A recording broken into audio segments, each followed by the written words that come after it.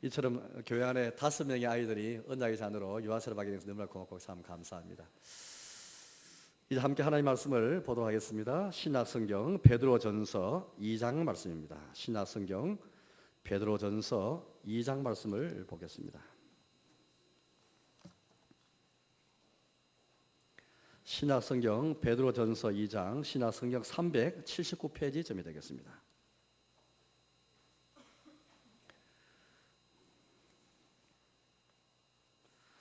신약성경 베드로전서 2장 11절입니다. 신약성경 379페이지쯤이 되겠습니다. 제가 읽겠습니다. 2장 11절 말씀입니다. 사랑하는 자들아, 거루민과 나그네 같은 너희를 권하노니 영혼을 거슬러 싸우는 육체의 정욕을 제어하라. 너희가 이방인 중에서 행실을 선하게 가져 너희를 악행한다고 비방하는 자들로 하여금 너희 선한 일을 보고 오시는 날에 하나님께 영광을 돌리게 하려 함이라. 인간의 모든 제도를 주를 위하여 순종하되 혹은 위에 있는 왕이나 혹은 그가 악행하는 자를 징벌하고 선행하는 자를 포상하기 위하여 보낸 총독에게 하라. 그 선행으로 어리석은 사람들의 무식한 말을 막으시는 것이라. 너희는 자유가 있으나 그 자유로 악을 가리려는 데 쓰지 말고 오직 하나님의 종과 같이 하라. 무사람을 공경하며 형제를 사랑하며 하나님을 두려워하며 왕을 존대하라. 사환들아, 범사에 두려움으로 주인들에게 순종하되 선하고 관용하는 자들에게만 아니라 또한 까다로운 자들에게도 그리하라. 부당하게 고난을 받아도 하나님을 생각함으로 슬픔을 참으면 이는 아름다우나 죄가 있어 매를 맞고 참으면 무슨 칭찬이 있으리요. 그러나 선을 행함으로 고난을 받고 참으면 이는 하나님 앞에 아름다우니라. 이를 위하여 너희가 부르심을 받았으니 그리스도도 너희를 위하여 고난을 받으사 너희에게 본을 끼쳐 그 자취를 따라오게 하려 하시느니라. 그런 죄를 범하지 아니하시고 그 입에 거짓도 없으시며 욕을 당하시되 맞대어 욕하지 아니하시고 고난을 당하시되 위협하지 아니하시고 오직 공의로 심판하신 이에게 부탁하시며 친히 나무에 달려 그 몸으로 우리 죄를 담당하셨으니 이는 우리로 죄에 대하여 죽고 의에 대하여 살게 하려 하심이라. 그가 채찍에 맞음으로 너희는 나음을 얻었나니 너희가 전에는 양과 같이 길을 잃었더니 이제는 너희 영혼의 목자와 감독 되신 이에게 돌아왔느니라. 아내들아, 이와 같이 자기 남편에게 순종하라. 이는 혹 말씀을 순종하지 않는 자라도 말로 말미암지 않고 그 아내의 행실로 말미암아 구원을 받게 하려 함이니 너희의 두려워하며 정결한 행실을 봄이라. 너희의 단장은 머리를 꾸미고 금을 차고 아름다운 옷을 입는 외모로 하지 말고 오직 마음에 숨은 사람을 온유하고 안정한 심령에 썩지 않을 것으로 하라. 이는 하나님 앞에 값진 것이니라. 전에 하나님께 소망을 두었던 거룩한 부녀들도 이와 같이 자기 남편에게 순종함으로 자기를 단장하였나니 사라가 아브라함을 주라 칭하여 순종한 것 같이 너희는 선을 행하고 아무 두려운 일에도 놀라지 아니하면 그의 딸이 된 것이니라. 남편들아, 이와 같이 지식을 따라 너희 아내와 동거하고 그를 더 연약한 그릇이요 또 생명의 은혜를 함께 이어받을 자로 알아 귀히 여기라. 이는 너희 기도가 막히지 아니하게 하려 함이라. 마지막으로 말하노니 너희가 다 마음을 같이 하여 동정하며 형제를 사랑하며 불쌍히 여기며 겸손하며 악을 악으로 욕을 욕으로 갚지 말고 도리어 복을 빌라. 이를 위하여 너희가 부르심을 받았으니 이는 복을 이어 받게 하려 하심이라. 아멘. 오늘 우리가 교회가 이제 교회 절기 중에서 대림절 혹은 강림절, 대강절을 맞았습니다. 아직까지 교회 절기에 익숙하지 못한 분도 계실 것 같은데요. 아마 성탄절은 다 아실 것입니다. 성탄절은 11월 25일인데 성탄절은 우리 예수님이 원래 하나님이시지만 살아놓으신 그런 이제 날이지 않습니까? 그래서 하나님께서 우리에게 찾아오신 그날, 우리 예수님 출생하신 날이 성탄절인데 가장 우리 기독교에 있어서 교회가 가장 기뻐하고 축하하는 그런 명절이지 않습니까? 절기인데요. 그리고 성탄절 우리 주님이 오시기까지는 물론 하나님의 작정과 주의 섭리가 있었습니다. 그러나 주님의 기쁜 뜻과 작정과 섭리 속에서 우리 구주 예수님이 인간의 구원을 위해서 오셨지만은 그 오심을 기다리고 또 인내하고 참고 지냈던 우리 성도들이 있었죠. 우리 신자들이 그 믿음을 가지고 기다렸더랬습니다. 대강절은 성탄절 오기 전까지 4번의 주일을 지나면서 성탄절이 그냥 우리에게 우연히 주어진 것이 아니라 오랜 하나님의 작정과 섭리를 믿고 주의 기쁘신 뜻을 의지하면서 믿음으로 인내하고 기다린 그 기다림의 은혜를 우리가 소망하면서 이제 우리는 다시 오실 그 주님, 이제 우리 예수님께서는 십자가에 죽으시고 부활하시고 승천하셔서 지금 우리를 위해서 하나님 보좌 우편에서 기도하시고 중보하시지만은 여전히 대제사장으로서 우리를 도우시지만은 장차 종말을 완성하시기 위해서 약속하신 주의 나라를 우리에게 주시기 위해서 다시 오시게 될 것입니다. 이제 우리는 궁극적으로 신자들은 이런 주님의 다시 오심을 기다리고 대망하고 기다리는 사람들인데, 이게 신자인데 바로 이 대강절은 이러한 기다림을 다시 일깨우고, 믿음이란 것은 다른 것이 아닙니다. 주님이 오시는 것을 기다리고 주님이 오심을 간절히 찾고 마음에 갈망하고 기다리는 것, 이걸 왜 인내하는 것, 이게 신자의 신앙생활을 할 수 있겠습니다.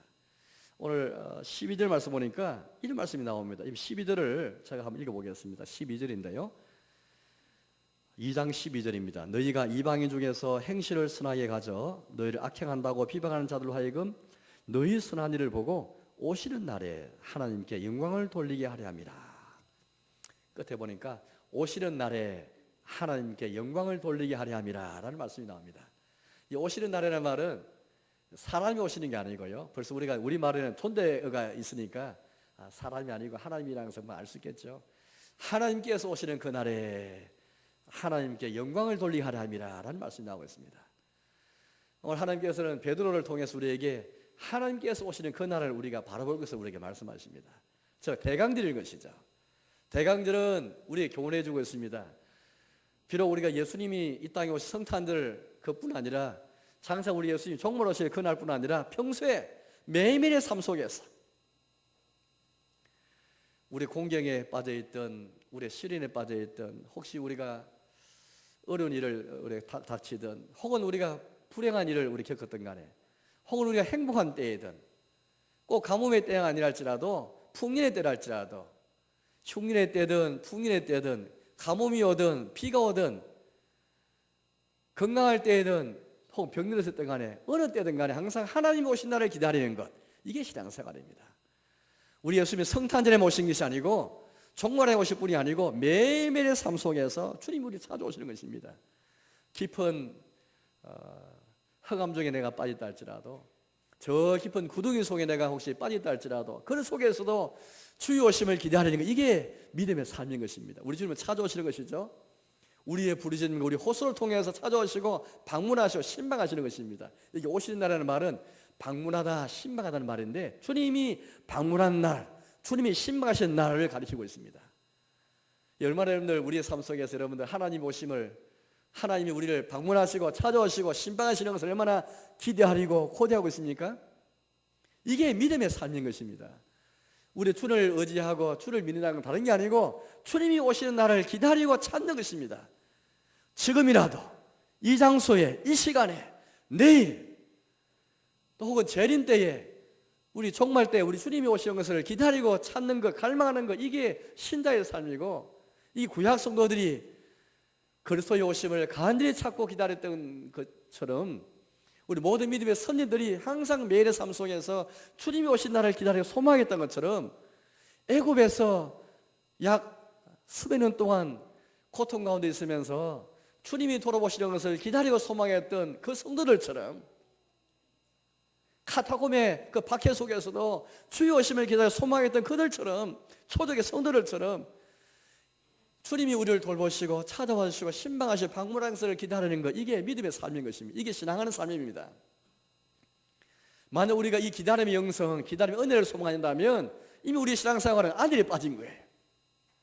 내가 건강하니까, 행복하니까, 내 생활이 평온하니까 하나님 찾지 아니하고 주의 오신 날을 기다리지 아니하는 것, 그 뭔가 문제가 있는 것입니다.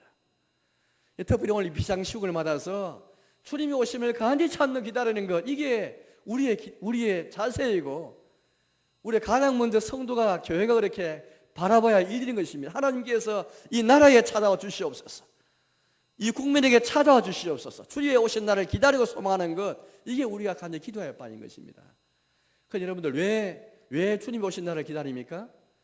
하나님께 영광을 돌리게 하려 함이라. 우리 예수님께서 그리스도로서 이 땅에 오신 그날에도 하나님께 영광이 나타나지 않습니까? 이 땅에는 평화가, 하늘의 영광이 장차 주님이 이 땅에 재림하실 때도 마찬가지인 것입니다. 우리 하나님의 큰 영광이 나타날 것이고 우리에게는 진정한 구원이 이루어질 것입니다. 주님이 이 땅에 임하시면은 그것이 심판을 위해 오시든 인간의 구원을 위해 오시든 자기를 나타내기 오시든 간에 항상 하나님의 영광이 나타나게 되어 있는 것입니다. 여러분, 이런 식으로 우리는 주의 오신 날을 기다리면서 하나님의 영광을 위해서 주님의 오심을 소망하는 가운데 있습니까? 하나님의 영광, 하나님의 영광롭게 하고 주께 영광 돌리는 그 삶이라는 것은 인간의 가장 기본적인, 인간의 최고의 그런 삶의 목표라고 우리가 소고기 문답을 통해서 우리 배웠죠. 너희가 먹든지 마시든지 무엇을 하든지 하나님의 영광을 돌리라, 하나님의 영광롭게 하라. 고린도전서에 있는 말씀인데, 이 말씀에 의해서 우리는 인간의 첫째되고 가장 기본적인 목적이 무엇인가, 가장 최고의 목적이 무엇인가, 하나님을 영화롭게 하고 하나님을 절구하는 것이 인생의 본문입니다 라고 우리 배웠습니다. 이와 같이 우리는 우리의 삶에서 아무리 내가 불행한 일을 겪든 깊은 공고에 빠져있든 흑암에 처해있든 어떤 삶에서도 하나님이 오신 날을 기다리면서 주님의 신방을 소망하면서 주님의 돌아보심을 간절히 기다리면서 이를 통해서 하나님 영광 돌리기 위해서 얼마나 여러분 기다림의 이 믿음이 나에게 있습니까? 오늘 하나님께서는 베드로전서를 통해서 이것을 우리에게 교훈해 주고 있습니다. 하나님 오신 날을 기다리고 소망하면서 이 날을 통해서 하나님 영광을 돌리고 하나님 영광을 하기 위해서 오늘 하나님께서 우리 주시는 또 다른 말씀인데, 바로 그것은 이것을 위해서 주의 오신 날을 소망하고 이를 통해서 하나님 영광을 하기 위해서 너희가 나그네와 같은 거름이 같은 그런 삶을 살아라, 그렇게 우리에게 말씀하십니다. 오늘 베드로전서 2장 9절부터 11절부터 읽었습니다만 읽어보니까 나그네에 대해서 우리에게 그렇게 말하고 있습니다. 성도의 정체성은 나그네거든요. 성도의 본질은 나그네라 그렇게 우리에게 말씀하고 있습니다. 제가 11절을 읽어보겠습니다. 2장 11절을 제가 읽겠습니다. 사랑하는 자들아, 거름인과 나그네 같은 너희를 권하노니 영혼을 거슬러 싸우는 육체의 정욕을 제어하라. 이 거름인과 나그네가 나옵니다. 거름인과 나그네 같은 너희를 권하노니 그렇게 말하면서, 너희는 우리 신자를 가리키죠. 기독교를 가리키는데 기독교에는 마치 거름인과 나그네 같은 자들이다, 그렇게 우리 말씀하고 있습니다. 나그네가 되지 않고는, 나그네 같은 자가 되지 않고는 결코 우리가 하나님 오신 날을 기다릴 수가 없습니다. 주의 오심을 기다리지 아니하고 그냥 이 땅에 안주하면서 그냥 아니라는 삶을 살고 그냥 세상의 일에 심취하고 빠졌게 되어 있는 것입니다. 그러나 우리 성도는 나그네 같은 자가 되어서 주님이 오신 날을 기다리면서 그날에 이루어질, 그날에 나타나는 영광, 이거 소망하는 사람인 것인데, 그러기 위해서는 나그네 같은 우리의 정체성을 돌아보지 않을 수밖에 없습니다. 나그네 하니까 혹 이렇게 생각할지 모르겠습니다. 그래, 인생은 본래 나그네야. 인생의 그런 삶 자체가 원래 나그네야, 그라고 생각할지 모르겠습니다. 물론 그런 측면도 있죠. 그런 측면이 있어서 종교를 초월하고 모든 그런 사상을 초월해서 인생을 그렇게 나그네라 부르는 유행가도 있고 그런 대화를 많이 하기도 합니다. 그런 말들을 많이 하기도 합니다. 그러나 오늘 여기 보니까 이 나그네라는 것은요, 그런 차원에서 말씀하는 게 아니에요. 오늘 베드로전서 이 성경을 만든 신자들, 그 당시 신자들은 나그네 같은 자들이었는데 왜 나그네가 되었습니까? 인생이 나그네이기 때문에, 인생이 뭐 나그네이기 때문에 집을 떠나고 고향을 등지고 친구와 지인들을 등졌습니까? 마치 출가한 사람처럼 그렇게 나그네 삶을 살기 위해, 인생 자체가 본질이 인생 나그네이기 때문에 그래서 고향을 떠나고 직장을 떠나고 그런 삶을 사는 것입니까? 그렇지 않습니다. 이건 일반적인 차원에서 그렇게 말하는 나그네 그런 모습과 전혀 다른 것입니다. 왜 오늘 성도들이, 오늘 저와 여러분들이 왜 이 땅에서 나그네 선자라고 우리가 말씀하는 것입니까? 그래서 우리에게 왜 그날을 소망하라 말씀하는 것입니까? 우리의 믿음 때문이죠. 우리의 믿음을 선택했기 때문에 이 믿음으로 말미암아 나그네가 된 것입니다. 나그네가 먼저가, 나그네가 원인이 되어서 믿음을 갖게 된 것이 아니고 집을 출가해서 우리가 종교에 귀한 것이 아니라 기독교의 믿음을 가지기 때문에 이 땅에서 나그네가 된 것입니다. 나그네는 결과이지 믿음이 원인이지, 나그네는 원인이 아니고 나그네 결과인 것입니다. 왜 나그네처럼 때로는 고향을 떠나기도 하고 왜 그렇게 나그네처럼 방랑왕처럼 보이고 이 땅이 고향이 아니고 왜 고향을 찾아가는 사람처럼 살아가는 것입니까? 믿음 때문이죠. 그 믿음은 다른 게 아니고 2장 9절 말씀 보니까 읽지 않았지만은 우리가 전에 한번 찾아온 말씀인데 우리 신자를 가리켜서 뭐라 말씀합니까? 너희는 택하신 족속이요 왕같은 제사장들이요 거룩한 족속이요 그의 소유된 백성이라 하나님께서 우리를 부르신 자들이다 그렇게 우리 말씀합니다. 하나님께서 우리 같은 자를 부르셔서 긍휼을 얻게 하시고 우리 같은 자도 택하시어서 세상 가운데 한 명 한 명 부르시고 택하시어서 택하신 족속으로 다 불러주시고 우리 같은 자를 또 왕같은 제사장 이 땅에서 왕으로 삼아주시고 제사를 삼아주신 것입니다. 우리 기독교의 신앙은 놀라운 것입니다. 저와 여러분들이 그냥 시시하게 그냥 종도 아니고 노예도 아니고 왕같은 큰 특권과 지위를 가진 사람 제사장처럼 큰 특권을 가진 사람 과거의 고대시대에 혹은 구약시대에 제사장이 아니고는 가까이 하나님 섬일 수가 없었습니다. 왕만이 큰 특권을 가졌고 제사장만이 큰 특권을 가졌는데 왕같은 제사장의 특권을 주신 것입니다. 나아가서 하나님의 소유된 백성이요 그렇게 우리에게 말씀하고 계신데 이런 하나님의 은총 때문에 이 땅에서 우리가 나그네가 된 것이죠. 이 믿음을 가졌기 때문에 이 믿음을 인하여서 우리가 나그네 된 것이지 나그네이기 때문에 인생은 나그네이기 때문에 기독교에 귀의하고 기독 믿음을 갖게 된 것이 아닙니다. 하나님께서 우리를 먼저 부르셨고 택하셨고 이렇게 자기의 자녀 삼아주셨고 백성 삼아주셨고 왕으로 제사장 삼아주셨기 때문에 저 하나님 나라의 시민 되어졌기 때문에 세상 나라에 대해서는 나그네가 된 것입니다. 천국 시민 되지 않고 어떻게 그러면 세상 나라에 대해서 나그네 될 수 있겠습니까? 저와 여러분 정체성, 우리의 정체성은 먼저 천국 시민인데 천국 시민 되었기 때문에 세상에 대해서 낯선 자, 세상에 대해서 나그네, 거루민 같은 자가 된 것입니다. 이제 이 나그네와 거루민 같은 우리는 하나님께서 오신 나라를 소망하고 기다리면서 그분께 돌려드릴 영광 이걸 소망하면서 우리 영광이 아니고 석을 영광이 아니고 석잔 영광이 그날이 나타나는 것을 소망하면서 그날이 꼭 종말일 뿐 아니라 지금이라도 내일이라도 당장이라도 내가 이 공경에 처해서도 역경에 처해서도 불행에 처해서 병원에서도 투병 중에서도 고독한 자리 있다 할지라도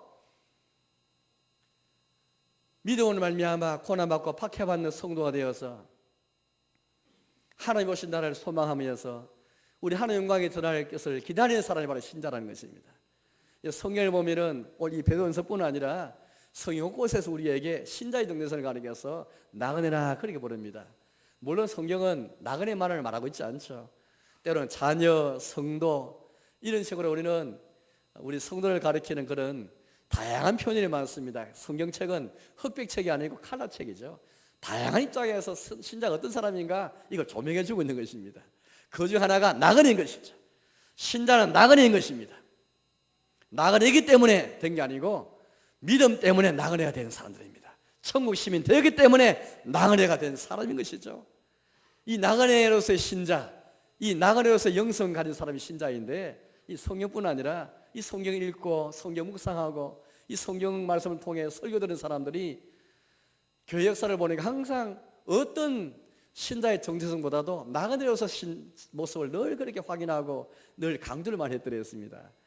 칼빈 같은 유명한 개혁가는요 이 신자가 나그네 것을 강조하면서 그가 쓴 책 기독교 강조를 보니까 곳곳에 신자는 나그네다 이걸 굉장히 강조 많이 했습니다. 아브라함이 구약 성경 보니까 구약 시대의 성도 역시 나그네로 살아갔죠. 아브라함이 하나님 약속하셨던 가나안 땅에 왔지만은 하나님이 가나안 땅에 왔지만은 이게 고향이 아니고 나그네로 살아갔죠. 늘 아브라함은 이곳에서 저곳으로 옮겨 다니면서 그렇게 우고하는 나그네처럼 그렇게 살았던 것을 우리는 잘 기억하고 있는 것입니다.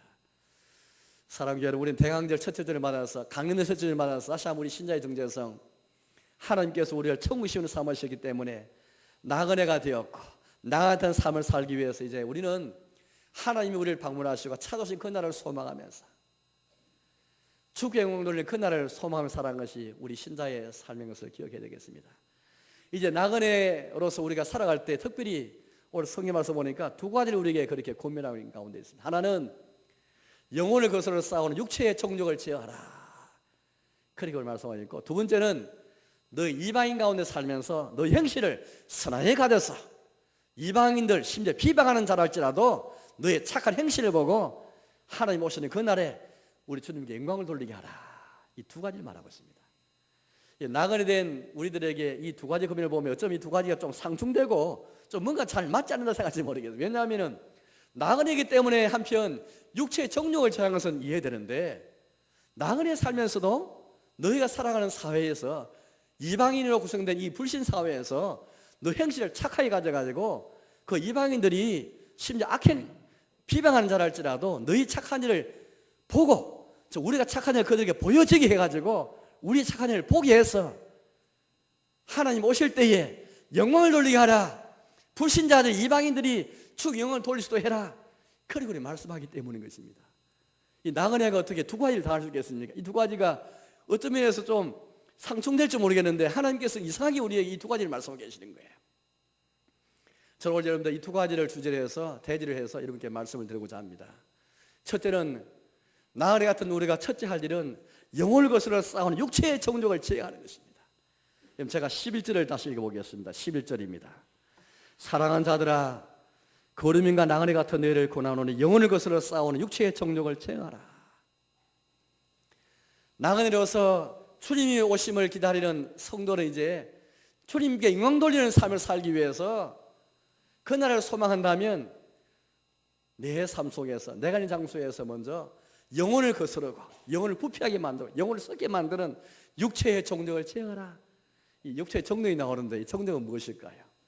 이 칼빈이 너무너무 이 정욕의 말을 성경 전체를 통해서 잘 해석해 우리에게 잘 풀이해 주었습니다.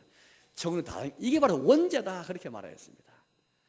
아담이 인류의 대표자로서 인류의 머리가 되어서 행한 그 범죄는 모든 인류가 지은 행한 범죄와 똑같은 것인데, 아담이 그 범죄를 함으로 말미암아 그의 죄성이 그의 본성이 타락하고 썩게 되는데, 이게 죄의 본성 원죄인데 이게 우리 사람이 이어진 거예요. 그 구체적으로 원죄가 뭘까요? 죄의 본성이 무엇이겠습니까? 바로 정욕이다, 그렇게 말하였습니다. 육체의 정욕이다. 그래서 칼빈은 기도 강요를 통해서 육체 정욕을 제어하는 가운데 자기를 부인하라, 이 말씀을 계속 그렇게 성경을 통해서 인용하면서 강조를 많이 하였습니다. 성경은 우리에게 이 제어하라, 육체 정욕을 제어하라 말씀 많이 하고 있는데, 바울을 통해서도 우리가 이 말씀을 접할 수가 있습니다. 바울을 통해 주시는 말씀 가운데 너희는 악은 모든 모양이라도 버리라, 이 말씀은 육체 정욕을 제어하라는 말씀이 아니겠습니까? 특별히 바울이 사도행전 말씀 보면은 벨리스 총독이라는 총독 앞에서 설교를 하였는데 설교 내용은 다른 게 아니었습니다. 의와 절제와 심판을 설교하였다, 그렇게 말하였습니다. 하나님 나라 천국을 전하였는데 천국 내용은 의, 절제, 심판이었습니다. 이 세 가지는요 시제를 가리키는데, 의는 과거 시제, 절제는 현재 시제, 심판은 미래 시제를 가리키는데 특별히 현재 시제인 절제를 그렇게 바울이 설교했습니다. 벨리스 총독은 하나님 믿지 않는 사람인데 이 사람에게 천국을 설교하면 천국 구체적으로 과거, 현재, 미래를 나누어서 의와 절제, 심판이다, 그렇게 말했습니다. 이 말이 무슨 말일까요? 이제 우리는 예수님의 보혈로 구원받은 성도가 되는데, 구원하는 성도의 과거는 칭의의 은혜를 받았고 미래는 심판에서 건진받는 것이고, 이제 현재는 무엇이겠습니까?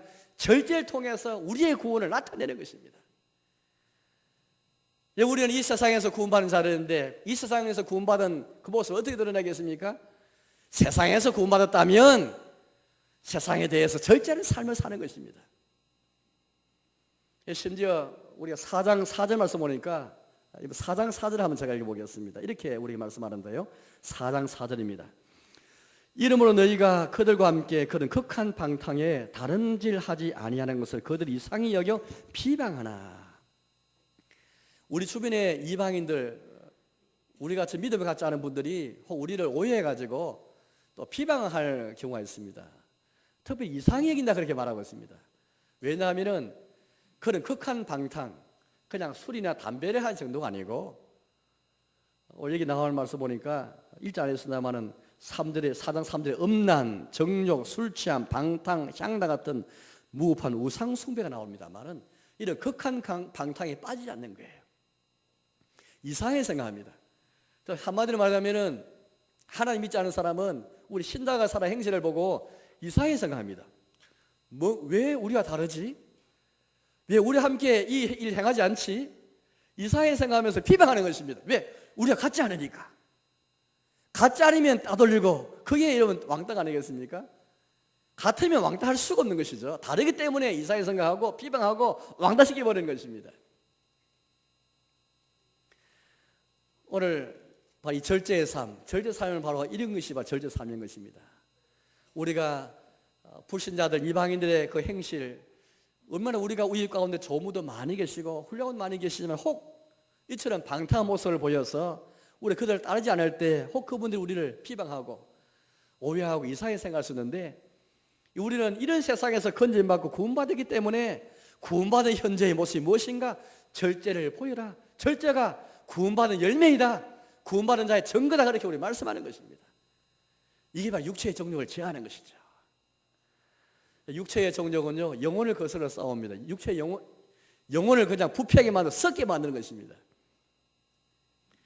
오늘 이 말은 육체의 정욕을 제하라, 이 말씀은 불신자와 거리를 두고 살아라, 이방인 가운데 그렇게 이방인들과 함께하지 마라, 그런 뜻이 아닙니다. 우리 이웃과 그렇게 거리를 두고 살아라, 그런 말이 아닙니다. 혹 우리 그런 방탕에 빠진 분들로부터 우리가 영향받을 수 있을 것입니다. 그러나 그런 정도 그친 게 아니에요. 혹시 여러분들 나쁜 친구를 사귀어가지고, 나쁜 이웃을 사귀어가지고 이렇게 내가 행실이 나빠졌다라고 말할 수 있을지 모르겠습니다. 그러나 사실은 그게 핑계일지는 모릅니다. 오늘 성경은 우리에게 더 큰 본질적인 문제를 말하고 있습니다. 오늘 여기 이 말씀은 이방인들의 행실을 보면, 이방인들과 살아가면서 이분은 거리를 두고 살아가는 것이 아니라 나그네로 살아가는 것은요, 나그네로 살아가는 것은, 거름이 살아가는 것은 이방인과 그냥 식사하지 말고 같이 직장당을 생활도 하지 말고 그런 뜻이 아니고, 그분 거리를 두며 살아가는 이 말씀도 아니고 그분의 생활 방식과 거리를 두라, 그런 말씀 되겠습니다. 방탕에 이르는 그분의 삶과 거리를 두라 말이지, 그분들과 교제도 하지 말고 식사도 하지 말고 사업도 하지 말고 그런 말씀이 아닙니다. 그분의 삶과 거리를 두라, 그런 말씀인 것이죠. 그러나 더 큰 본질의 문제는 오늘 바로 여기에 말씀이 나와 있습니다.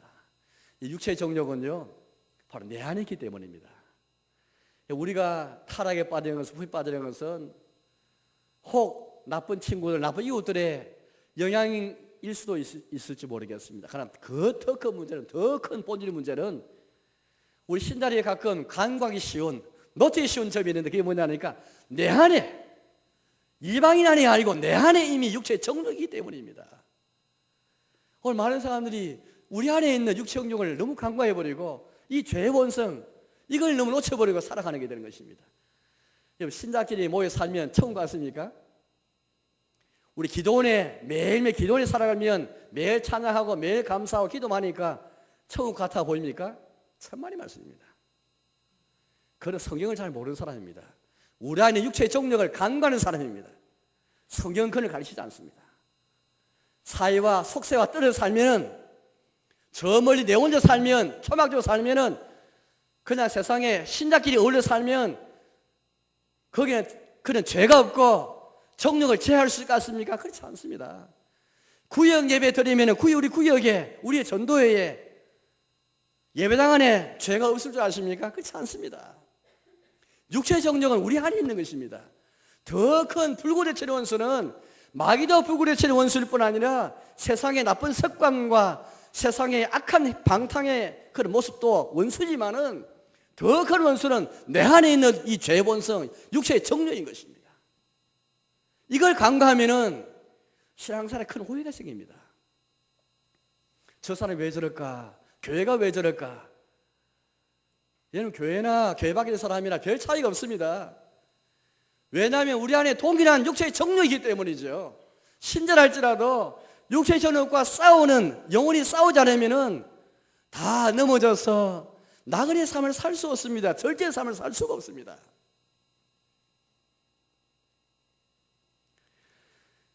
사랑하는 여러분, 우리는 나그네이라는 이 신분을 기억하면서 육체종을 제하는 가운데 육체종이 얼마나 영혼을 거스르고 영혼을 부패하게 만든, 영혼을 썩게 만든 것을 우리가 그렇게 절감해야 되겠습니다. 가라디아서 신약성 이런 말씀 있지 않습니까? 너희가 성령을 따라 행하라. 그리하면 육체 욕심 이루지 아니하리라. 육체의 일은 현저하니 우상 숭배와 주소라는 것과 원수 맺는 것과 비방과 시기와 술 취함과 방탕에 이르는 것이니, 육체의 욕심, 이게 정욕이지 않습니까? 여러분, 제가 역대하 말씀과 예레미야 7장 말씀 설교하면서 요시야 왕의 개혁을 함께 본 적이 있습니다. 요시야 왕이 어렸을 때, 젊었을 때 그렇게 참 왕에 올라가지고 참 개혁적인 그런 왕이었는데 20년 동안, 적어도 20년 이상은 온 나라에 다니면서 모든 우상을 다 파괴하고 우상을 찍어버리고 우상을 없앴습니다. 눈에 보는 우상을 다 제거해버렸습니다. 20년 동안입니다. 그런데 여러분들, 왜 그가 죽고 나서 3개월 혹은 6개월도 안 돼서 왜 다시 국민들이 우상숭배에 빠지게 되고 왜 다시 하나님을 떠나게 되는 것입니까? 물론 지난 세월 요시야가 그렇게 왕위에 들어서기 전 그의 아버지 혹은 그의 할아버지가 약 80년 동안 너무 악한 일을 많이 했기 때문에, 온 나라가 너무 부패했기 때문에 20년의 개혁으로 모자랐을지도 모르겠습니다. 또 나아가서 왕이 주도한 계획이다 보니까 한계했을지도 모르겠습니다. 그러나 그것은 저는 부수적인 것이고, 더 큰 문제는 20년 동안 혹 누려본 우상은 제거할 수 있어도 우리 안에 있는 육체의 정력, 우상의 뿌리가 되는 탐심은 20년 아니라 100년이라도 없을 수가 없습니다. 욕심 없이 하는 이상, 자기불안 이상은 그런 상태에서 기도하고 그런 상태에서 예배드리고 자기를 불하지 않고 교회 생활한다면 결국 자기를 위할 수밖에 없어요. 자기를 위한 예배, 자기를 위한 기도, 자기를 위한 교회 생활, 자기를 위해 봉사하고, 자기를 부인하는 것이 더 중요합니다. 육체 정욕을 제어해야 되는 것입니다. 따라서 신자가 있는 모든 삶의 현장은 내용과 육체 정욕과 싸우는 삶의 전투가 일어나는 현장입니다. 마귀와 싸울 뿐 아니라 나 자신과 싸우는, 자기를 부인하며 싸우는, 육체 정욕과 싸우는 삶에 치하는 전투 현장인 것입니다. 하나님과 함께하는 신자의 신앙생활은 낭만적이지 않고 이상적이지 않습니다.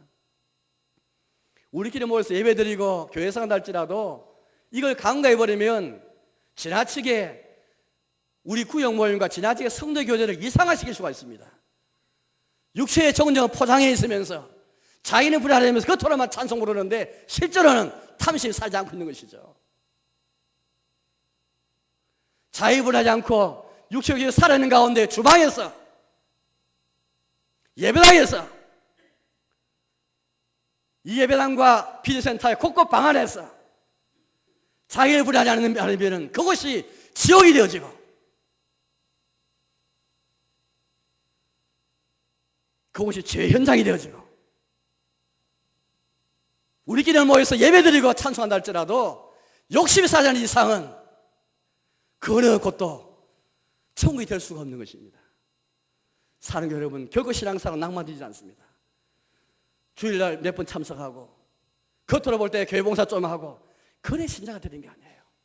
매일매일 삶 속에서 영을 거슬러 싸우는 육체 정욕을 제어하지 않으면 결코 우리는 나그네 같은 인생을 살아갈 수 없고, 신자의 삶을 살아갈 수 없고, 하나님 오신 날을 기다릴 수 없고, 주 영광을 위해 살아갈 수가 없게 되는 것입니다.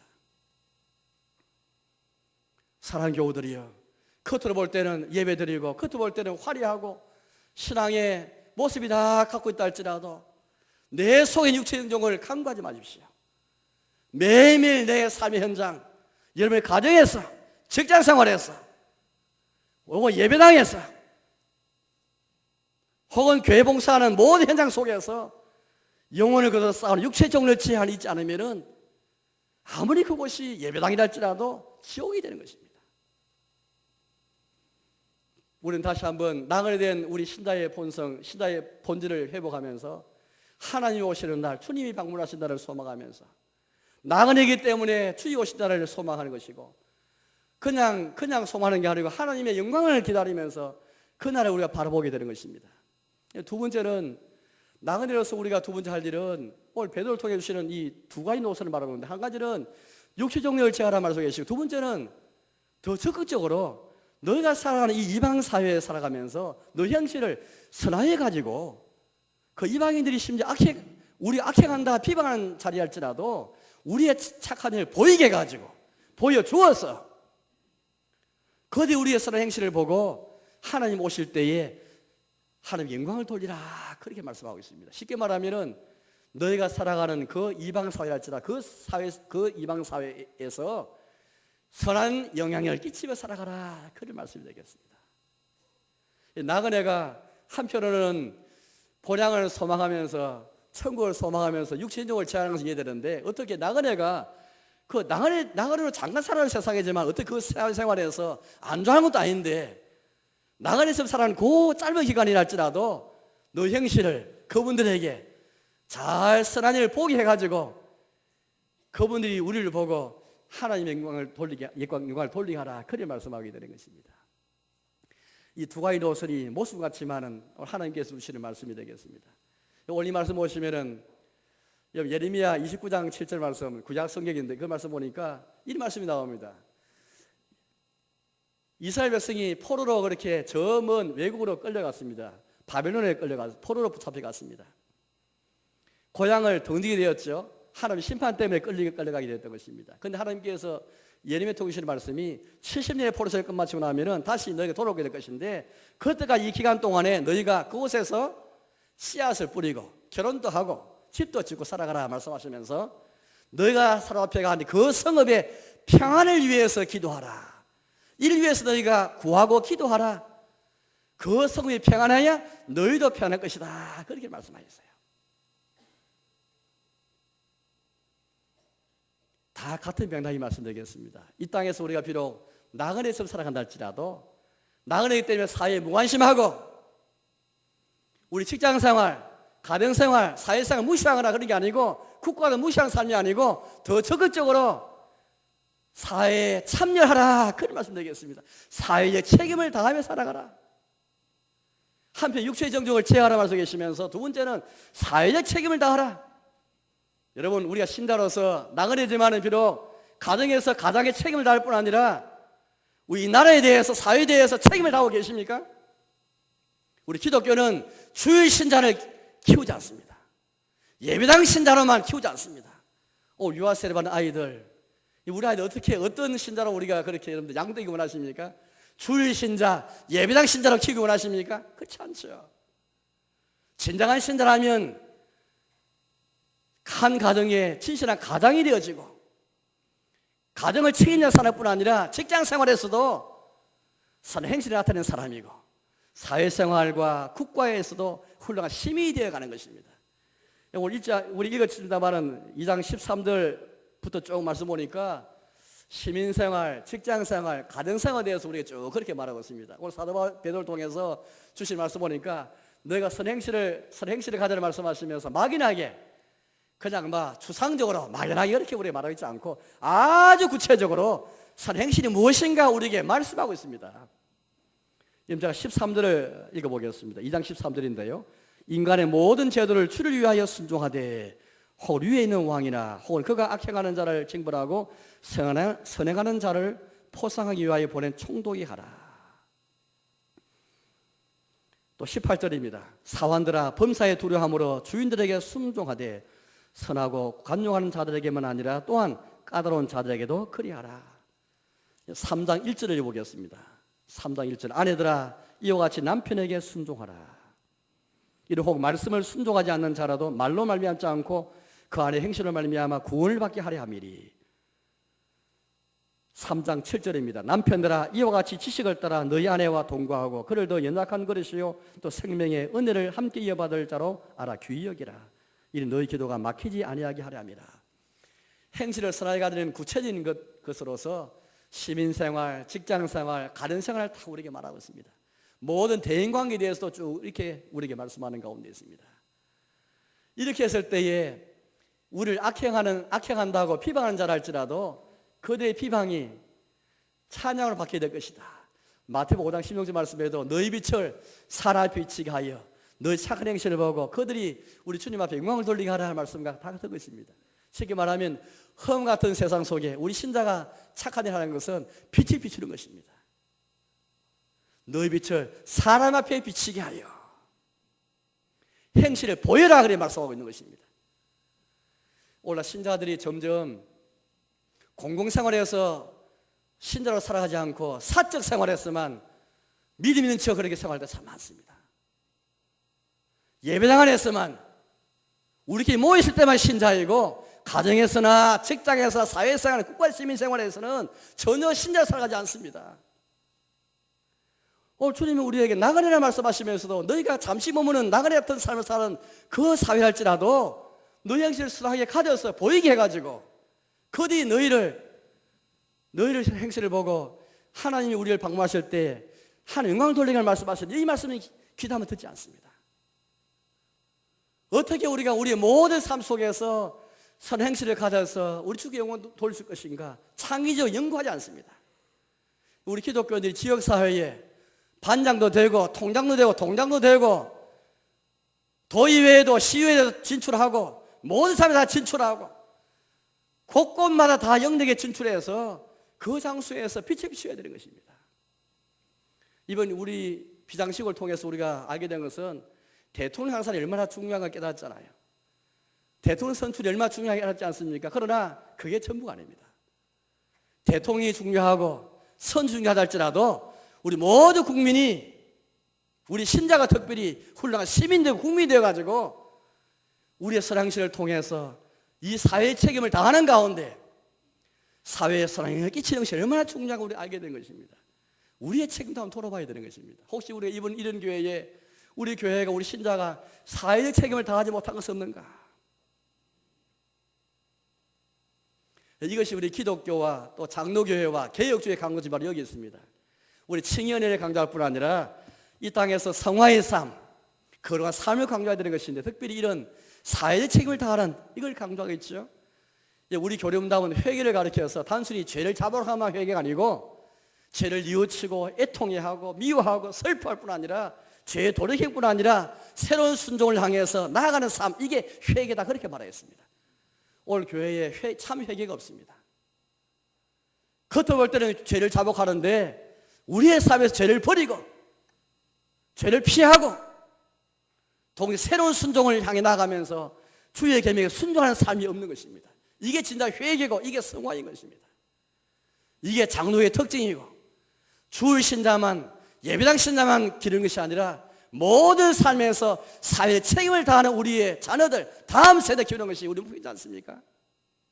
이제 말씀에 돌아가겠습니다. 사랑하는 여러분, 우리는 대강절 첫째들을 맞아서 주의 오심을 기다리는 그 영생을 다시 회복하기 원하면서 우리가 주님 오심을 매일매일 종말에 오실 것을 기다리면서도 그날이 하나님 영광 돌리는 것을 소망하면서 기독교인이 사회에 책임다는 것은 우리 이웃들과 다른 목표, 다른 동기를 갖고 있죠. 결국 우리는 사회의 책임을 다해서 주님께 영광 돌리기 위해서인 것입니다. 이런 중심, 이런 동기를 가지고 한편으로 육체 정욕을 제어하는 삶을 살고 다른 한편으로는 사회의 책임을 다하시는 가운데 나그네 같은 삶을 살아가면서 주님이 오신 날을 소망하면서 하나님 영광을 위해 살아가시는 저와 여러분 삶이 되시기를 주님의 이름으로 축복합니다.